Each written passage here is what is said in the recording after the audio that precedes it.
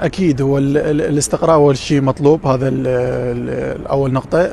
ما كنا نستقر في المباريات السابقه. الان المدرب يعني يعطى التكتيك اللي يطابق تفكيره.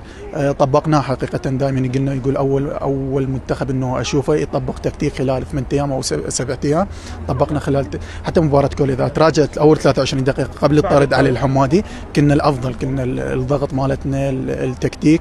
بس رغم الطرد ومنتخب الكوري من افضل المنتخبات حقيقه في اسيا. اليوم جينا بمباراه الاردن كاملين العدد، شفت المستوى الروحيه اللاعبين هني مانع على الروحيه اللي القتاليه.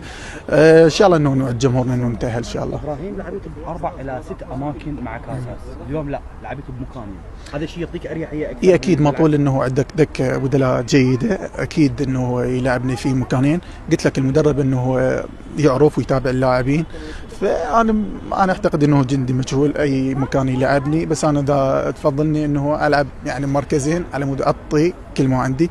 بس انه يجيك مدرب اجنبي يجبرك انه تلعب يقول لك بهذا المركز، فاكيد انه اروح لهذا المركز. فما اي مدرب انه يجينا ما اعتقد. الحريه وجدتها اكثر مع كاساس لو مع ارنولد؟